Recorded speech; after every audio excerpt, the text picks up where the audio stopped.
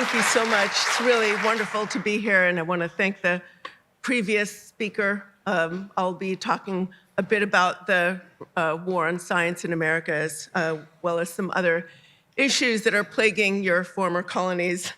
But I want to start by showing a clip from a video that was produced by the Conservative Political Action Project, or CPAC. It's a very powerful consortium of leaders from America's religious right and MAGA right. DC, delighted to be joined by CPAC Senior Fellow, Mercedes Schlapp. Mercedes, thank you so much. Great honor to be with you. Mercedes, in this very seat yesterday, we had former Prime Minister Liz Truss, yes. And she talked about expanding CPAC to the United Kingdom. Yes. Now, I don't know if there's anything under wraps here or anything you can break to us exclusively, but I love it. I'll put you on the I just talked to former Prime Minister Liz Truss just literally about 30 minutes ago, and we were having this conversation about timing. So, CPAC has really expanded globally in such a way that we never thought it would happen so quickly. And so, yes, we are not ready to announce dates, but we are work in progress to go to UK. It is one of our top priorities. We really believe that the belly of the fight in Europe is going to be in the UK.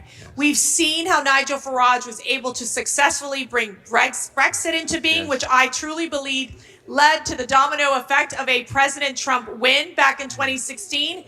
And so I think it's time again. And I do believe that the key for Britain is going to be organizing from the bottom up and making sure we can do and help them and support them in doing what we did here in America, create their own version of MAGA to basically make the UK great again, and also ensure that they are organized to get the right leaders into place. And I'm praying it would be Nigel Farage. And now you mentioned MAGA. In Europe, we have MEGA. We can stop the video now. And I think you've seen enough. And as a kind of prurient aside, Mercedes Schlapp, who you see in this video, her husband used to be sort of sitting next to her talking about CPAC until he was accused by multiple young men of sexual abuse. He actually settled a lawsuit, one of his lawsuits, for nearly $500,000. But setting that to the side, this video really shows us that the destruction and degradation we're seeing in the United States is headed here. And indeed, the groundwork is already being established through various means. So I want to talk a little bit about the anti-democratic movement, of which the Christian Nationalist movement is a huge part, and how they're working hard to export to the UK.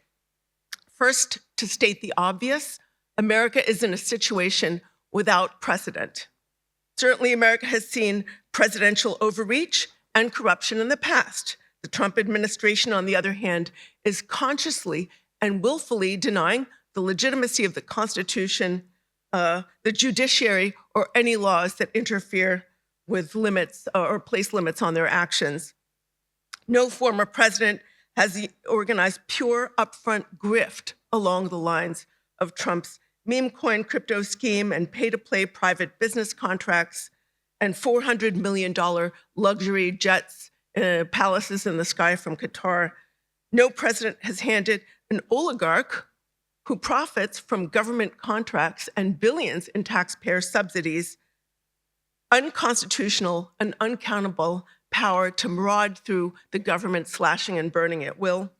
This is the most lawless and corrupt administration in American history. The big news of the last week isn't that Musk and Trump have gotten into a mud fight. It's that America's political system has become so degraded and corrupt that we all take for granted that major matters of national policy will be decided not through public deliberation under a system of laws, but by the state of the relationship between two raging and corrupt egomaniacs who happen to have their fingers closest to the government till. The betrayal of America's national security interests is also without precedent. We have had presidents, to be sure, pursue wrong-headed foreign policies in the past, but they could usually do so with some appeal, at least, to national interest, even if it was misguided. But we've never had one who destroys alliances and aligns with murderous adversaries in ways that can only be justified by self-interest and not the national interest. Now let's talk about Trump's lunatic chainsaw attack on America's scientific research apparatus.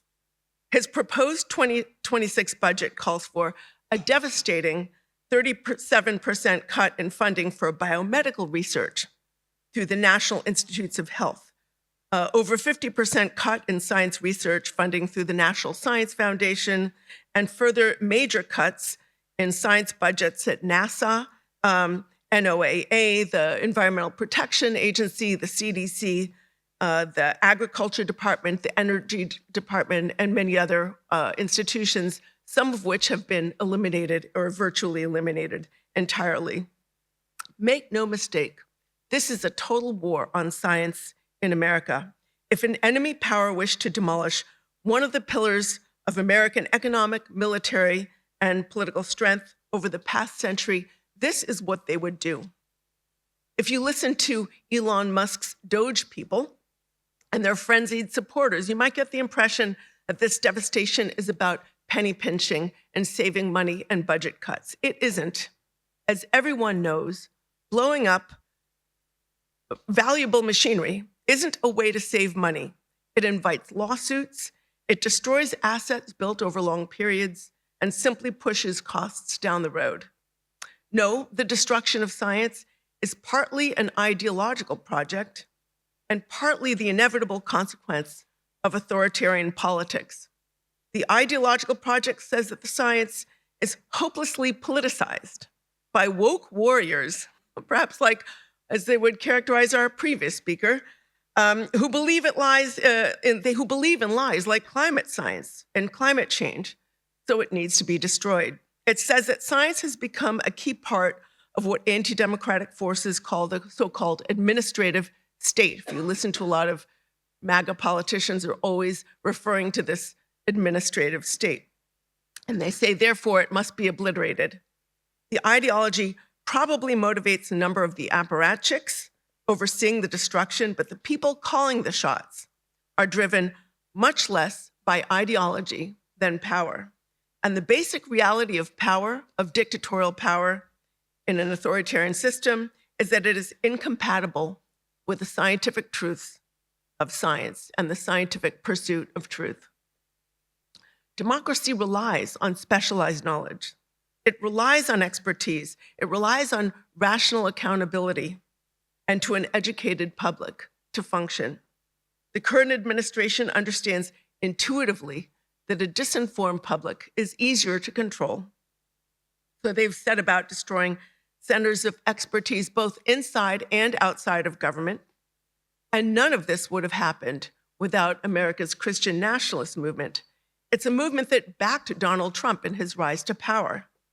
Leaders of America's religious right have long seen scientific truths grounded in rational inquiry as their enemy.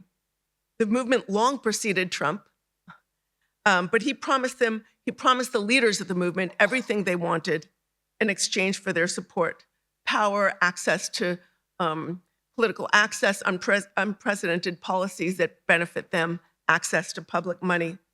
And they said, okay, great, we'll get behind you. And both sides have delivered handsomely. Today in MAGA-land, climate science is mainstream. Among the current federal government's list of banned words, hundreds of banned words and phrases are clean energy, climate science, environmental quality, and pollution. You're not allowed to use words like pollution in any government-funded studies. This, by the way, is from a movement that lectured us for decades about free speech and cancel culture. Some of the leaders of the Christian Nationalist movement, including those allied with an organization called the Cornwall Alliance for the Stewardship of Creation, have denounced environmental science as a, quote, cult of the green dragon. You know, green meaning environmental, dragon meaning satanic. To them, environmentalism is an alternative and false theology. They believe that scientific rhetoric is being deployed to advance the view that humans should subordinate ourselves to nature. They believe this is wrong and specifically unbiblical. They think environmentalism is merely a false religious and moral claim masquerading as science. The Cornwall Alliance is led by a fellow named E. Calvin Beisner. Before founding Cornwall, Beisner was a co-founder of the Coalition on Revival. It's a large network of evangelical and right-wing Christian leaders and theologians. They gather every few years in a different locale. And its members have adopted explicitly dominionist and reconstructionist ideological positions. These are sort of religious ideas and movements that very reactionary, the demand that all key features of government and society should be dominated by Christians like them, not any old Christian, of course, a sort of hard right. They advocate for theonomy, or the idea that American laws should be based on a strictly reactionary reading of the Old and New Testaments. So think lynching of gay people and persecution of atheists, not Sermon on the Mount. Religious nationalism has brought to American politics the conviction that our political differences are a battle between absolute good and absolute evil. When you're engaged in a struggle between the so-called party of life and the party of death, as many religious nationalists now frame our political struggles and divisions, you don't need to worry about crafting sensible policy based on expert opinion and analysis. Only a dictator, free from the scruples of political correctness, can save the righteous from the damned. Fealty to the cause is everything, and fidelity to the facts means nothing. What we're learning is that the US constitutional system really only works well when it comes with respect to certain norms and institutions.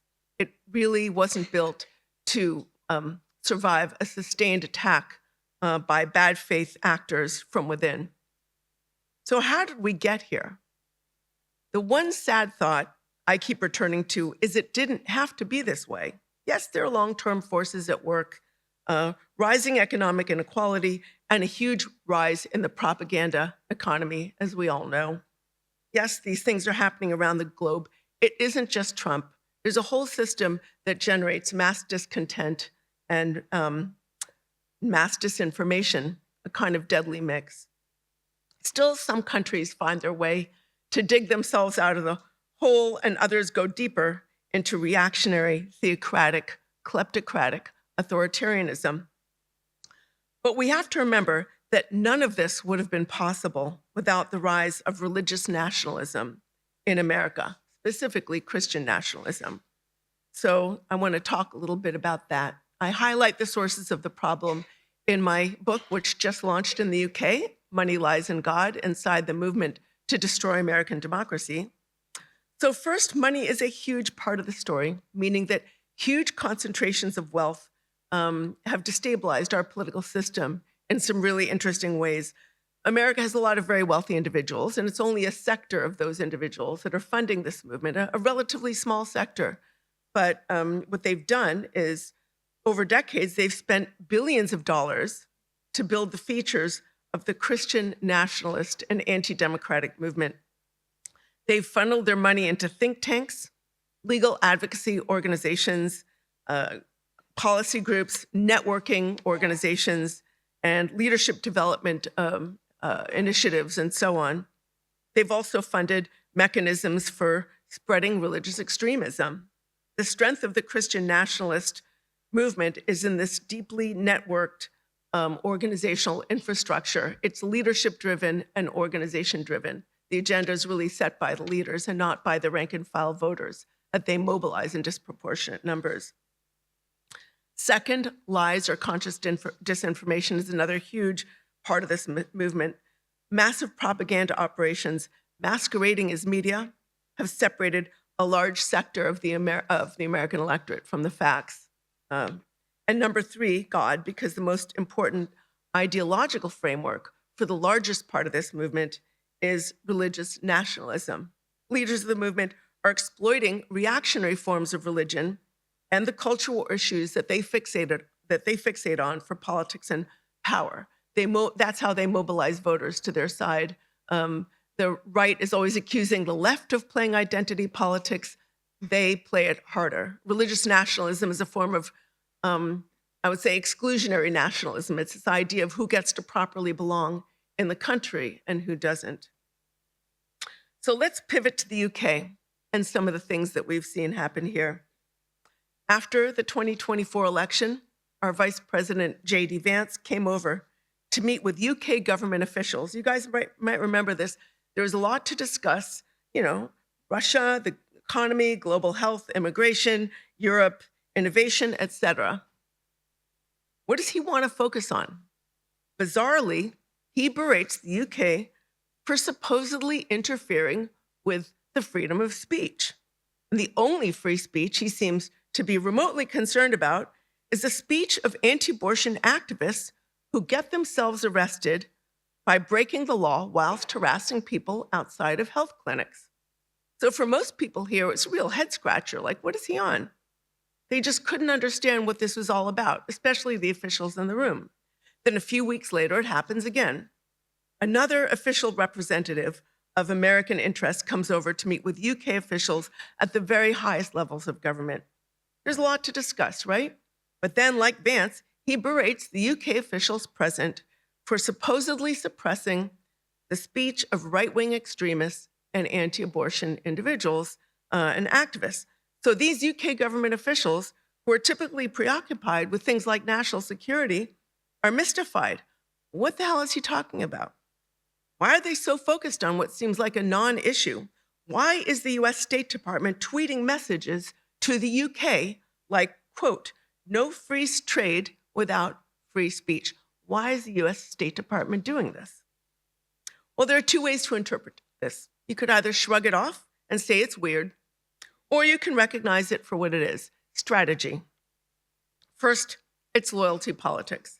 The Trump administration is essentially moving to an autocratic model, where if you want any cooperation with them on any issue, you have to demonstrate your fealty, not to the national interest, not to rational principles, but to their whims.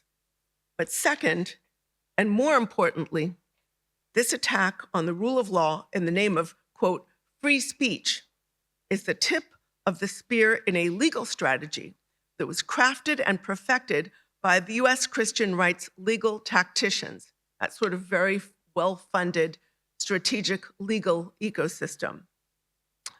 Over decades and through numerous court cases, the Christian nationalist legal sphere has succeeded in shifting American laws and politics in a very illiberal direction. A certain conception of the idea of free speech has been used in the United States to undermine laws that the anti-democratic coalition doesn't like. It's been used to stoke the culture wars, which are then deployed to build a supposedly populist right, a faux populist right, a right that doesn't serve the people at all, actually, but pretends to. It has been used to privilege one group in society, reactionaries to whom the laws that apply to everyone else no longer have to apply. And it's been used to undermine societal norms and institutions that are necessary for the preservation of democracy itself. And ironically, this conception of free speech is being deployed to usher in an administration that is making a mincemeat of our Constitution and the principles of free speech that it is meant to protect. Now, I know a bit about the UK anti-abortion activists that J.D. Vance and this other American official were referring to, because I met them all in Birmingham here, not Birmingham, Alabama, Birmingham, UK. I attended one of their conferences and activist trainings. It was called Rethink Abortion Day. It took place at a Catholic seminary and drew both Catholic and evangelical representatives of UK's strengthening anti-abortion movement. Each of there are four groups principally involved in presentations, and each of their representatives was a UK leader of a US, like a UK affiliate of a US-based organization. So each of them, was actually working with a US-based organization, but the organization had planted a UK satellite, and they were leading those satellites. And presenters also had links to other radical right-wing groups in America's Christian Nationalist movement. I don't know if any of you know what the Alliance Defending Freedom is, but it's an incredibly well-funded legal strategy organization. Their annual operating budget is $102 million per year. It's a lot of money, and it's only one of the major religious right legal organizations. And some of the speakers had links to that organization as well. So one of the most fiery speakers, clad in jeans, tall boots, and a black sweater, was Isabel von Spruce. She's the leader of the Birmingham chapter of UK 40 Days for Life. It's a global organization with a far-right agenda based in the US. In December 2022, police charged von Spruce with 4 counts of breaching an exclusion zone or buffer zone at a reproductive health clinic. She promptly appeared in a YouTube video that was widely reposted all over right-wing media. She was wearing a lavender pastel coat, her hair neatly pinned back, and she softly complained that she'd been indicted for nothing more than silently praying in my head. She was represented in her case by the UK Division of Alliance Defending Freedom. That's, again, the US-based right-wing legal advocacy group. So in a well-coordinated PR campaign, conservative Christian media outlets joined von Spruce in characterizing her alleged crime as, quote, standing silently near an abortion clinic, or as a, quote, silent prayer crime. The incident received widespread media coverage here in the UK, but none of the mainstream outlets that I could see identified von Spruce as a leader of 40 Days for Life UK. She just appeared to be a soft-spoken lady in a lavender coat. Several months later, she got herself rearrested for breaking the law yet again and repeated the same talking points on GB News. And from then on, the silently praying in my head thing has been repeated by everyone from Calvin Robinson to Nigel Farage to J.D. Vance. So this is what our special relationship has come to, a fixation with a serial lawbreaker who wants to import the US culture wars to the UK. Appearing at a UK anti-abortion march, one US anti-abortion leader delivered a speech in which he told the crowd, if we can do it, you can do it. So it can happen here. I would encourage you to consider that as you analyze the collapse of the Conservative Party and the rise of Reform. My understanding, and please forgive me if I get it wrong, is that Reform now has an excess of 20%, well in excess of 20% of popular support. Of course, it may be concentrated in certain areas, so I'm not sure how it would work out in a vote and what sort of amount of power it would get. But, you know, it's being taken very seriously by those in all of the other political parties, including the Conservative Party. And Reform implements all the faux populist rhetoric that the religious right has used in the US, and they're mobilizing the culture wars to get voters on board with an anti-democratic agenda. For now, a ban on abortion may be a harder sell in the UK. But turn on GB News and you'll see endless stories about transgender women and self-ID. Now, however you or I may think about the issues, are they really worth the billions of words and potentially millions of votes that they've collected in the United States? We have to be cognizant when we're being baited by far-right provocations. We have to be careful not to play on enemy turf or to understand how to respond when we're playing on enemy turf. And we also need to understand how to raise the salience of issues that benefit pro-democracy forces. Here's another factor to consider. Reactionary religious organizations are planting or establishing reactionary churches all over the country with a special focus on university communities and centers of influence. When I moved to Clerkenwell 4 years ago, I was astonished to discover a chapter of Grace Life London operating just down the road. Grace Life is led by a hyper-political pastor who's a lion in America's Christian Nationalist circles, but he's little known outside of them. He also leads a seminary in Los Angeles that has trained some of the most politically influential American preachers in a hyper-patriarchal end times religion. He would be considered, I would say, extreme by any measures. His name is John MacArthur, I think I mentioned. He has instructed male seminarians not to speak at conferences with female speakers because it is a, quote, total violation of Scripture. And this would be a total violation of Scripture, I gather. In a sermon titled, this is kind of... So he wrote this sermon titled, The Willful Submission of a Christian Wife. Oh my gosh. He instructs women to, quote, rank yourself under husbands. He wrote, quote, a woman's task, a woman's work, a woman's employment, a woman's calling is to be at home. And he explained, this is kind of funny. I'm sorry, I've got a sick sense of humor. He wrote, working outside removes her from under her husband and puts her under other men to whom she is forced to submit. I don't know what this guy's idea of the idea of the workplace is, but oh my gosh. I think, of course, he thinks same-sex relationships are sin. He appears to condemn the scientific principles of evolution. He promotes something called biblical economics, which amounts to scriptural justification for extreme wealth inequality and a disempowered workforce. He claimed COVID was a government plot and that the vaccines are fake. MacArthur's church is just one of many hundreds or even thousands of churches being planted in the United Kingdom. Planted meaning they're establishing a satellite, but there's like a home church or a mother church. So why is this happening in a country where it appears that non-belief is headed to an absolute majority of the country? I mean, the joke is that more Brits go fishing on Sundays than attend church.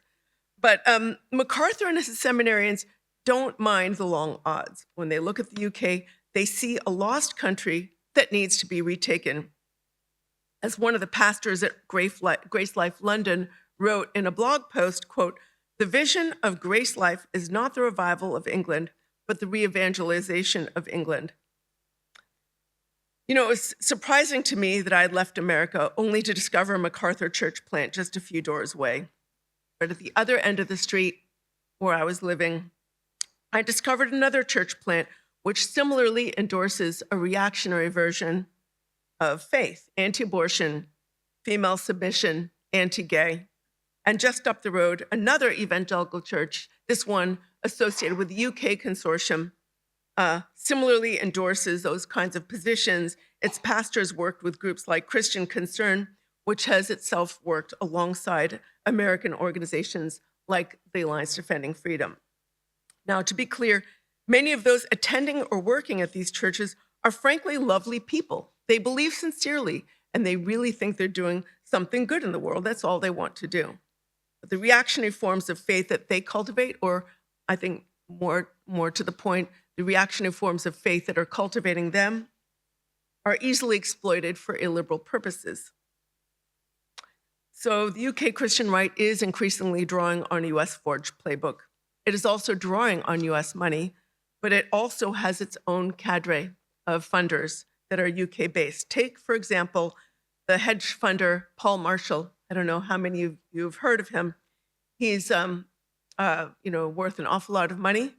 He's determined to use his wealth to combat liberalism here in the UK, which he believes religion here has lost its moorings, both in religion and politics. He thinks religion and politics here has gone too far in a liberal direction. So he invests in a range of religious initiatives, including a conservative theological training center, in church planting initiatives, and notably in right-wing media, including GB News. Now, some of you might be thinking, America's different. Americans are so loud, so brash, so in your face with their beliefs. It couldn't possibly happen here in Britain, where people are too cool, too polite, too skeptical, too modern for that sort of thing. So I want you to know that this is what I thought when I was growing up in America, in Boston in the 1970s. No one then would have believed what had become of our national politics. Few people at the time would have imagined that anti-abortion activism would become an indispensable tool for mobilizing large groups of people to join in an assault on democracy itself. The recent developments in the UK, I realize, are like a window on the American past. This is how things must have looked before the anti-democratic reaction really took hold. Thank you very much.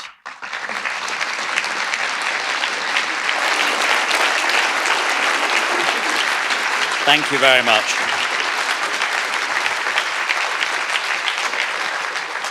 Thank you so much.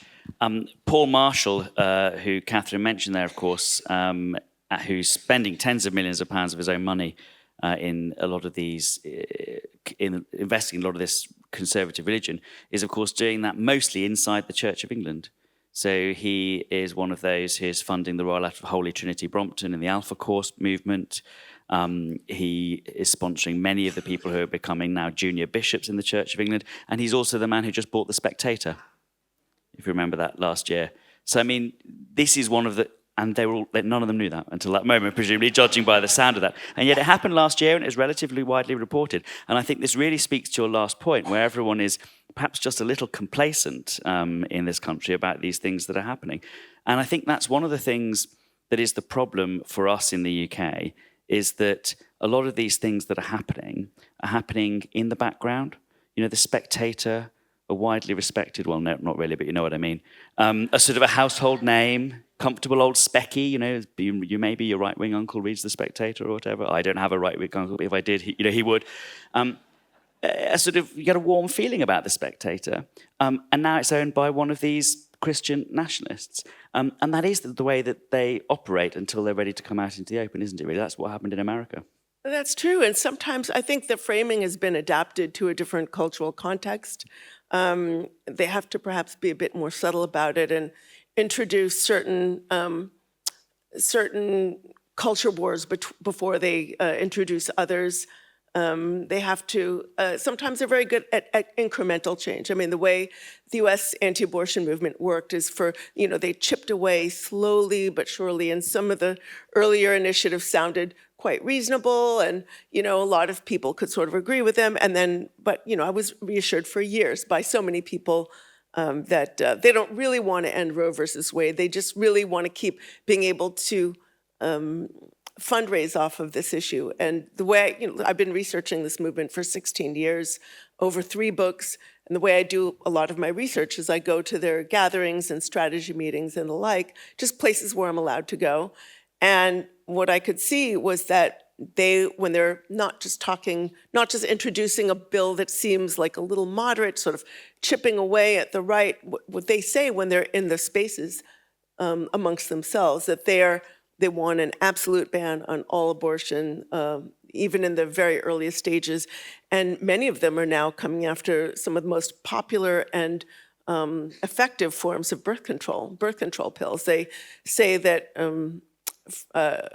human life begins at the moment of fertilization. Well, no one knows when that is actually happening, but most doctors say that pregnancy begins really at the moment of implantation, and a lot of forms of birth control, like pills and IUDs, interfere with implantation, but that would outlaw those things. So they're just becoming more and more extreme.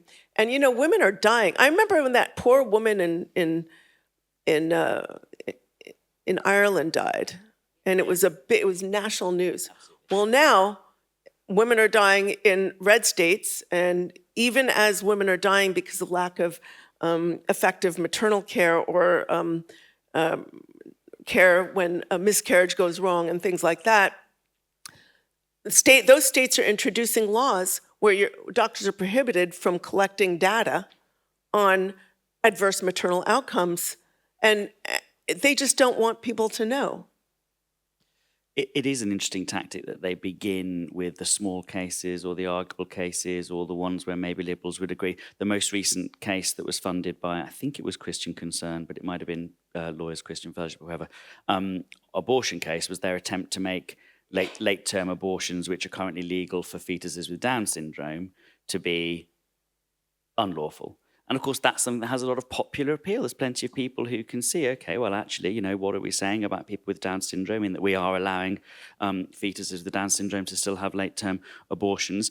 But, it's that I'm sure that they also care about people with Down syndrome, but I don't think that is the reason why the Christian Concern movement was bringing that case. It was obviously a first step to chip away at abortion. And I thought it was interesting what you said about being aware of their tactics, not allowing ourselves to play the game according to their rules on their turf. Do you think that that is something that we can still act to preempt in the UK? Absolutely. I think, I think absolutely that's something that can absolutely happen. I think one of the things about these culture war issues is they're incredibly distracting. Do any of you guys have cats? And you know the shiny laser cat toy that puts like a red dot on the floor and the cat jumps at it? And it doesn't see anything else. All it sees is a laser pointer cat toy, the red dot. Well, that's what some of these culture war issues are. They're incredibly distracting. They have to do with, sexuality and identity. And of course, everybody looks because, oh my gosh, sexuality, I have to look, the lizard brain takes over. But they want us to look at those things because they don't want to look at their larger aims. And we've seen this in the United States where they claim they're saving babies and, some of the gender stuff. And meanwhile, what they're doing is promoting tax cuts for billionaires, eroding rights for the workforce, destroying our state education system, trying to gather all that taxpayer money and funnel it directly to hard right churches and other religious institutions. But they don't want to see that. I mean, in America, this is a movement that claims to defend the American family, but they're driving support for politicians whose policies are making it so much harder for American families to succeed. Questions. Where are my roving mic friends? Yes, one here and then one at the back. So hold on, you need to wait for the microphone because there's people using the induction loop. Could you please tell us a little bit about what the Democratic Party are doing about this as an example to us? Great question. Yeah, I heard that. Yeah, thank you. I mean, there are a lot of things being done both within the Democratic Party and also outside of the Democratic Party.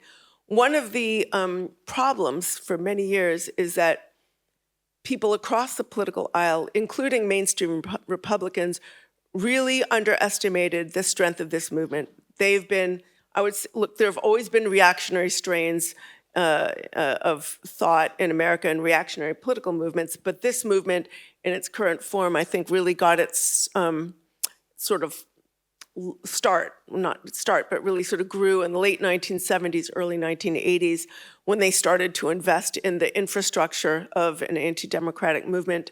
The leaders who started that, they also called themselves the New Right, somewhat distinct from the current New Right, and they started organizations. They felt the Republican Party had become too soft in communism.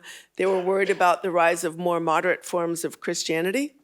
So they started to invest in the infrastructure of a more sort of hard right movement and a religious right movement. I'll get to your question about Democrats in a minute. And so the strength of that movement over time is in this dense organizational infrastructure that was built up outside of the Republican Party. It wasn't built up by the Republican Party. It was actors outside who wanted to drag the Republican Party to the right. Now, people underestimated that. I remember in 2011, George W. Bush's speechwriter said, this is a movement that could fit into a phone booth. He wasn't paying attention. And there was a sort of developing right-wing legal ecosphere that the sort of pro-democracy forces, there have always been pro-democracy organizations, but they weren't meeting it at the same level. The right and the left spend their money differently. The sort of, when I say the left, I mean sort of moderate, liberal, progressive left, that big tent, right? They often have invested in the past in, I would say, technocratic solutions, but these organizations, like working on a particular solution to a particular problem, would often operate in silo. They weren't really communicating with other organizations. And also, you put forth a policy solution, people aren't always that rational when it comes to their vote. And meanwhile, the right was sort of investing in the sort of networking organization and messaging and sort of identity politics that would really sort of be appealing to a broad sector of the American electorate. And the other thing that Democrats have invested in is sometimes individual politicians. So some of those politicians may be really worthy, but they might not need, their war chest might be big enough. And if they lose their race, then the money goes away. Whereas if you're investing in infrastructure, the money is still there. And then the movement is supporting or denying support to politicians who agree with their policy positions. We've seen that on the Republican side.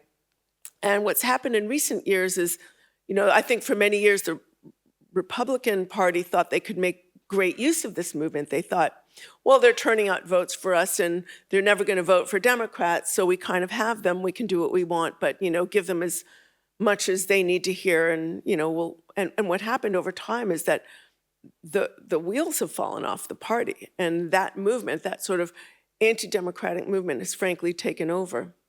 And again, the movement preceded Trump, but he gave it rocket fuel. And, cut to the present moment, I would say on the more sort of moderate, liberal, progressive left side, the sort of pro-democracy movement, reasonable conservatives, we're starting to see a lot more infrastructure building, we're starting to see a lot more communication among the different pro-democracy organizations, and hopefully some mobilization, but I don't have a crystal ball. I mean, I just don't know whether it will succeed or not. I just wanted to push you a little bit more on what you're saying about subtlety. When I was at university, I was seeing posters for these so-called crisis pregnancy centres in GP surgeries and in Boots pharmacists and things. And how do you fight against this sort of fake grassroots AstroTurf strategy when it can be hard to even identify who your opponents are? Yeah, so you're saying that when you were at university, you saw signs for fake pregnancy crisis centers. Yeah, it's interesting because in my book, I describe this. There are some of these US-based crisis pregnancy centers where they pretend to be offering healthcare to women in crisis, and what they're really aiming to do is tell women, don't have an abortion, and you need this religion to save your life. And there was a reporter, I believe she was from The Guardian, who went to one of them and wrote a really fantastic report about how they said, oh, if you have an abortion, your breast will fill with cancer, and things like that. They, gave her all this misinformation. And this is what happens in the US as well. I mean, I think people need to be aware of what they're offering and devise messaging and spread the word of what these groups are doing and how they're operating, and also talk about how, if you see a crisis pregnancy center, find out if it's a US satellite of a US-based organization, and you get into the leadership and what they say, and if you find like the leaders of these initiatives, like the people who founded 40 Days for Life, they're incredibly extreme in the things that they say. So sometimes finding the sort of organization of origin and then publicizing what their leaders believe and say. Instead, they can't just sound so reasonable, like, oh, I'm just silently praying in my head. It's like, no, you're working for an organization that says all this incredibly extreme stuff and does this incredibly extreme stuff. Hi, Sheffield is a breastfeeding city, which means where every baby group's got a lactation specialist, which means they're pushing breast is best. They really push it. It's heavily funded. And I've always wondered, is that funded by a Christian organisation? Thanks. Not that I know of. Okay, that's a good short answer. Excellent, okay. And then bring that microphone round to the front I've here. never seen that be a priority in the US religious right. I saw a poster recently, it said, "Make America American Again." And there was a clip of Ronald Reagan a few years ago now saying America was built on immigration, and he welcomed immigrants for revitalizing the country. And that's a pretty large shift in Republican thinking. I don't know if you agree. Immigration. Welcoming immigrants. Country built on immigrants. Immigration. I think immigration is a really salient issue for this movement because it's a way of, I would say, I happen to believe that, every country has a right to have its own immigration policy, but the demonization of immigration is kind of rich in a country where the only, we're a nation of immigrants. And not only that, a lot of our immigrants are carrying out very important functions. So Trump was saying, I'm going to go after immigrants. He sends people into downtown Have you guys been to downtown Los Angeles? I mean, he knew he was doing this precisely because he knew it was going to inspire a reaction and then be able to capture those optics and put them all over right-wing media, right? The optics of chaos and protest. But what he's not going into, like, several, tens of miles inland to the agriculture fields, because number one, the agriculture bosses are often donating to religious right and pro-Republican causes, and also there would be no protest because it's too isolated, and a third, America would starve. If you just this has been sort of part of that sort of immigration economy has been part of our economy, like key features of our economy for a long time. But the issue of immigration and other populations serve as distractions in a way. They serve as scapegoats. Every dictatorial movement needs scapegoats. An insider versus an outsider. You're with us, you're not. You're pure versus impure. And some of the language that you hear around immigration is absolutely disgraceful. They're poisoning the blood of our country. What blood are you talking about? I mean, it's really it's sad. And there's so much sort of, I would say, not just, there's some untapped racism at work, and then there's some sort of realized racism at work there as well. Well, I've noticed some people refer not just to Christian nationalism, but to white Christian nationalism to give further descriptive power to this movement. Is that right overall, or would you say it's not? Listen, different people use different terms to refer to different things, and I support everybody's right to use the language that works for them, because we all come from different traditions ourselves, and we also have different areas of study.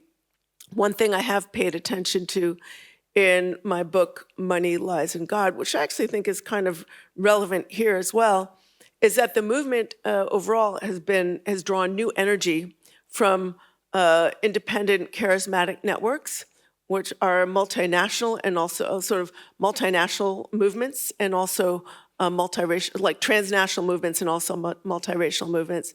So some of the churches that have been planted here in the UK are also drawing from international and multiracial populations that perhaps weren't traditionally identifying with the Church of England, but it's more, and what that has done in the US is it shifted the vote, say between 2016 and 2020, the Latino vote overall in America shifted 8 to 10 points in favor of Trump, and even more between 2020 and 2024.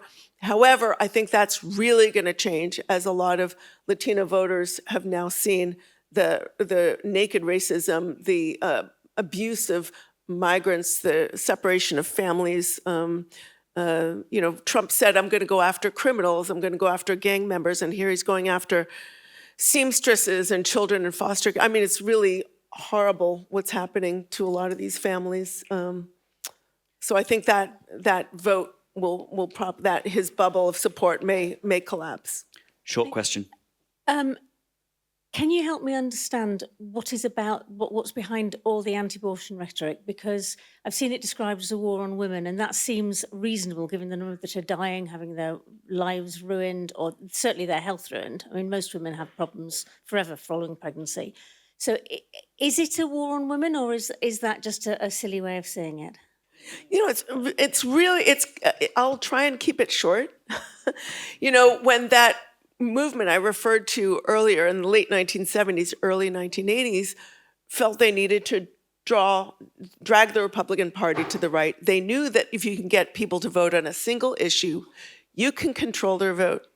And there is a fellow named Randall Ballmer. He was in on some of these meetings. The leaders of the movement had a series of gatherings where they were sort of talking about how to strategize and what issue could we use to unite our new movement. That the issue that really got them up in the morning was the fact that there were these racially segregated schools run by these powerful preachers that were saying segregation is scriptural or using language along those lines to justify racial segregation at their religious schools. And America's tax authorities were starting to look at these schools and saying, why are we giving them tax exemptions? Maybe we should remove their tax exemptions. And this was appalling to them because many of them had delivered sermons in which they said that segregation was scriptural or something along those lines. They were really upset by Brown versus Board of Education. It was a Supreme Court decision mandating school desegregation. But they thought, okay, that's not really going to be an appealing issue. Stop the tax on segregation. It's just racist and mean, and that's going to turn a lot of people off if we sort of reveal ourselves to be a bunch of racists. And they looked at other issues. They looked at the school prayer issues, but they had also allied with some ultra-conservative Catholic leaders, and they felt like, well, that alienates the Catholics because, school prayer has been a point of conflict in the American past between Catholics and Protestants. They looked at the women's movement, but the Equal Rights Amendment, but it was sort of going down in flames at the time. They came to the issue of abortion, and they realized, wow, it's an identity issue. It has to deal with sexuality. It has to do with family arrangements. It taps into people's anxieties. And they thought that could really work. So over time, they purged pro-choice voices from the Republican Party. And that wasn't easy because at the time that Roe versus Wade passed, most Protestant Republicans supported it. The Southern Baptist Convention, which is like a main powerhouse of the Protestant right, published editorials in 1971 and 1974 supporting, affirming its support for abortion law liberalization. Barry Goldwater, who was a great conservative hero in an earlier era, he supported abortion rights, at least early in his career. His wife, Peggy, co-founded Planned Parenthood, which is one of the leading reproductive rights organizations in Arizona. She founded that chapter, co-founded that chapter. But these strategists knew they needed to purge pro-choice voices from the Republican Party, and it took a lot of time and it took a lot of work.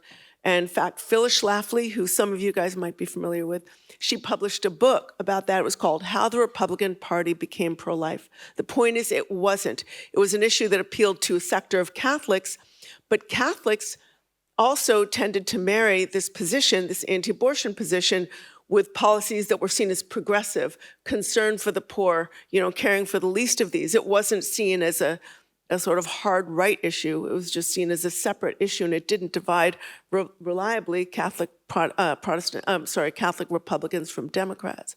But so over time, it became the single issue that you could use to mobilize the vote, and that's how it happened. Katherine, you've come here today with a warning from one possible future that the UK could have. I want to bring it back to the UK. It is entirely possible, whether it's probable or how likely it is, I don't know, but it is entirely possible that 15 years from now we could have a very hard right government. It is entirely possible that we could have a state church that is in large proportion Christian nationalist. We've seen the money that's going in from the right wing into the state church here. We've seen what's happening in our politics. We've seen what's happening to some extent in the wider culture with angry young men, going into churches now. There are often churches that are promoting these sorts of values. So you can see all the warning signs that you've been talking about. So my question is how we should respond. Obviously, there's something that Humanist UK is doing, which is accelerating our campaigns to get some of our fundamental rights cemented in. Assisted dying has become much more important even than at any time in the last century in light of this changing culture. The decriminalisation of abortion, which is something we've just got to get onto the statute books now in this country if we want to protect it. What else should we be doing to fend off the American future that is one of our possible outcomes? Well, there's so much. Where do I start? But in 30 seconds. In 30 seconds. I think it's really important to first of all, we don't know, we can't fight something unless we understand what it is that we're fighting. We can't fight it unless we're familiar with the opposition and their tactics. Reading my book, Money, Lies, and God is a great place to start. Suggestion. But Well, raising awareness about raising the nature. awareness I mean, I'm surprised that an audience of Humanist UK members didn't know that Paul Marshall, big Christian nationalist, had bought The Spectator, for example. We've obviously failed in our comms in letting you know that this is the case. So raising awareness is obviously important. Yeah, and I think, I was so encouraged, I just have to say. It's really important to get involved in the infrastructure of democracy building and community building. I was so encouraged to see how you have a sort of action list at the end of your program, all the different things that you do to get involved. It's really important to sort of support democracy building initiatives. I think on the legal side, when you recognize their strategy, you recognize that the attempts to use the free speech issue to erode safety barriers around health clinics and hospitals, not just health clinics. There in Scotland, there was a group of anti-abortion extremists screaming outside a neonatal center where doctors are trying to save babies' lives, and is incredibly distracting for the hospital staff. It's really there's a reason for these safety barriers, and to really understand when they start screaming about freedom of speech, these groups that have banned hundreds of words in American trials and agencies, when they start lecturing you about freedom of speech, really understand what that means, what they're really aiming for. It's I think on a larger level, part of the problem has to do, the greatest challenge I think we face, or two greatest challenges, are the disinformation economy. So it's really important, if people could introduce legislation to try to regulate some of the disinformation, hold social media companies to account for spreading disinformation. We've already had that earlier, yeah. That's really, really important, because, you separate people from the facts. It just makes it easier for autocrats to come in and control everything.